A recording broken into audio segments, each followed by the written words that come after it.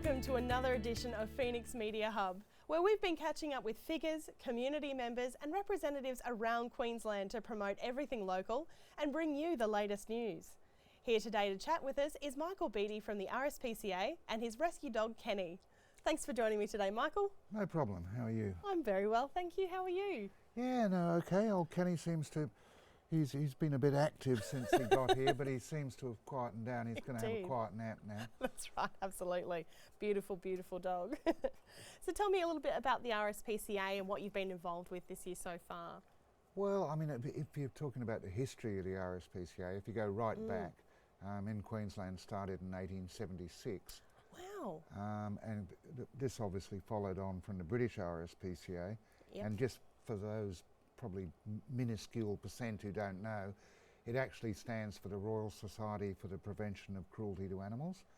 And what a lot of people perhaps don't realise is that way back in 1890 we were actually also responsible for children as well.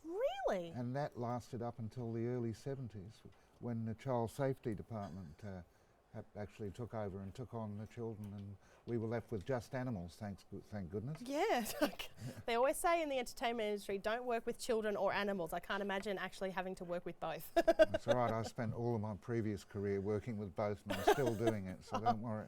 You're doing very well then. Yeah.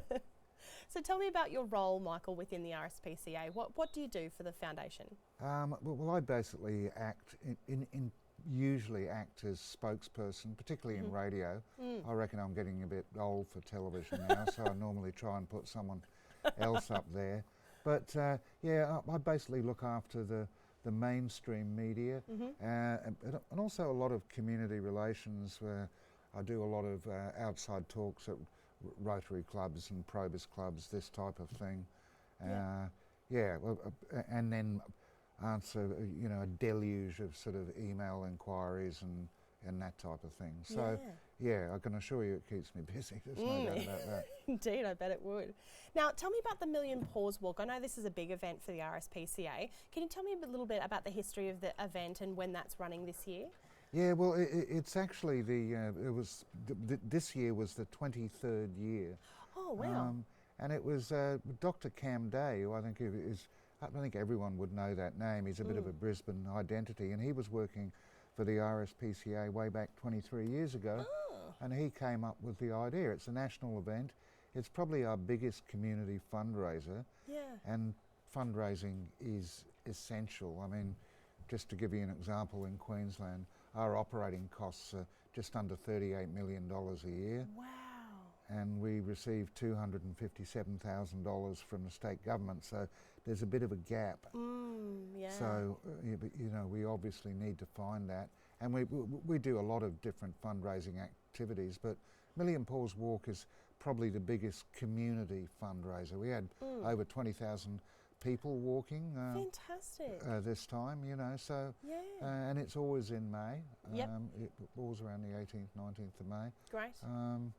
And yeah, and probably our other biggest one during the year is Cupcake Day. So that's another big one, and that comes up in August. Yeah. Now with Cupcake Day, is that do people bring cupcakes? Do people buy cupcakes? Tell me some more about that. Well, a few of my media mates who are mothers normally want to kill me around that time of year, because I actually didn't think it would last. I thought maybe it'll last 2 or 3 years and the novelty will wear off, but it gets bigger every year. Wow. And what people basically do is bake cupcakes, and then they'll come into their work or come into their school and they'll flog the cupcakes and the money comes to the SPCA. That's fantastic. I mean, everyone loves a good cupcake, so... Yeah, except mothers with small children who end up with icing throughout the kitchen. They're not as keen on cupcakes. Yeah, fair enough. Well, I'm glad you've got those two great community events that people can get involved. Is there any other way that people can get involved with the SPCA with regards to volunteering the services or anything like that? Yeah, always looking for volunteers. Just one note, because lawyers now run our lives, they have to be over 18 to actually volunteer there. Yep. And also as foster carers. So if there are any students looking at this and perhaps you know, they're still living at home and their parents might be interested in doing some foster care work. You know, we're always looking for foster carers. Fantastic. So Now, foster caring would be involved in taking an animal home and taking care of them for short to long-term periods? Yeah, normally fairly short periods. Hopefully they'll, you know, find a home reasonably quickly. But we're often, well, if puppies or kittens come in and they're too young to be desexed, in other words, they're under 8 weeks, then they need foster care initially. And then there's also adult dogs that have maybe just got a few little either veterinary or behavioural issues that are going to take a bit longer before they're ready for a new home. And also some dogs in particular just don't cope well in a shelter situation. Doesn't matter how salubrious that shelter situation is, they just get sort of very anxious. And they're much, I mean, any animal is obviously sort of better off in a home situation than they are in a shelter situation. Absolutely, just the same as people, I guess. Exactly. Now, tell me a little bit about Kenny. You said that he's been with the shelter for a period of time now, and he's still looking for a home. Yeah, well, he's one of our, well, A, he's one of our older residents, and B, he's one of our longest serving residents as well. He's been out in foster a couple of times.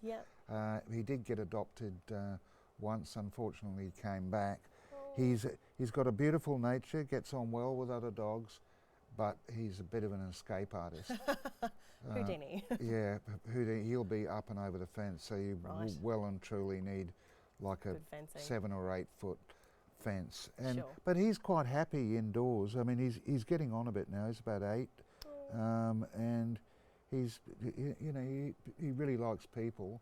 So if you're if you're inside, he'd want to be inside there with you. He wouldn't want to be outside anyway.